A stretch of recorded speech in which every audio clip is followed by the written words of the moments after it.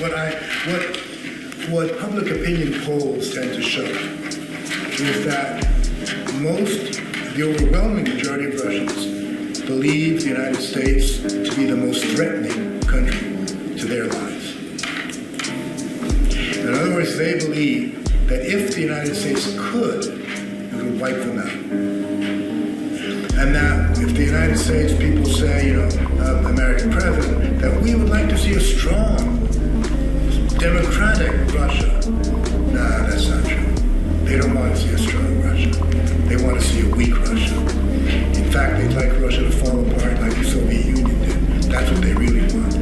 They want to take over our wealth, our natural resources, our oil and our gas and our metal. That's what they want. Because the leadership does not believe that you can trust the United States. He said this. He said, you cannot trust them. They're just figuring out a way to, to screw you. That's what they're doing. And he said, look at Ukraine.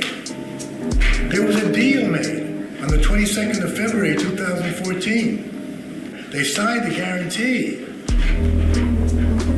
And then what do? They backed off, and they let the revolution happen, and they all went that way.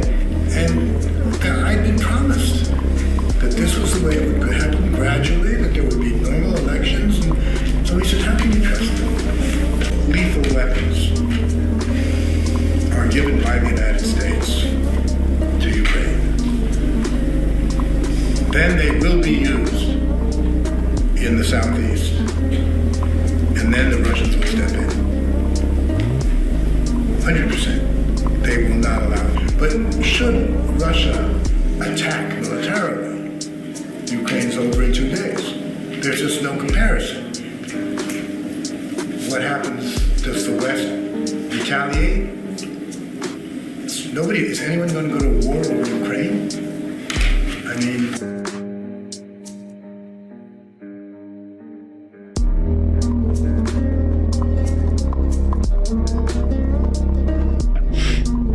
Putin is a guy who understands force. And although I and the team at the Institute for the Study of War have written for years about how clever he's been with information operations and hybrid war and lots of other things, at the end of the day, Putin understands force. And if you take force off the table and you tell him that he's not going to have to worry about a forceful response, that shapes his calculation in a certain direction. If you put force on the table and tell him that maybe he does have to worry about mixing it up with the American military or NATO, then that would have changed his calculation in a different direction. And I think I will say that it was, in my view, unfortunate that President Biden said and kept repeating that we would not fight in Ukraine, because I think that leaving ambiguity in Putin's mind on that question would have been a good idea. But should Russia attack militarily, what happens? Does the West retaliate? Is anyone going to go to war over Ukraine? I mean... Because I think that leaving ambiguity in Putin's mind on that question would have been a good idea. The New World Order, if you will, that was established when the Soviet Union disappeared, as seen by the United States, is a world order where there's one superpower. The Russian view, as expressed by Putin, is that there is no more. There is no such thing as a superpower. The world cannot be a unipolar thing. It has to be multipolar. There are interests. Everyone has their interests. And we will not accept this. So that's where the real clash is. The Ukraine is about that. And then the virtual unanimity of the General Assembly, on that resolution is a devastating blow to Putin's, narratives over many years that he believes in collective, or in multipolarity, that he believes in the UN, that the UN should be the arbiter of all of these things. He's thrown that back at the US for decades, and to be repudiated by the UN as thoroughly as he just was is a devastating blow for him informationally. Now, I've been very gratified by it. I mean, when you see the Russians lose a vote in the UN General Assembly by 141 to 5, I mean,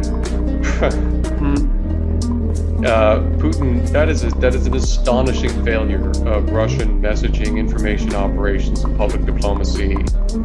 When, listen, the only former Soviet state that voted against that resolution was Belarus, which has 30,000 Russian troops in it.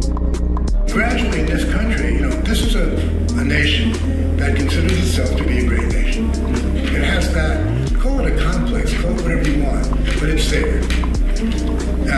And the feeling that we're being treated like we're nobody gradually has built up anti-Americanism.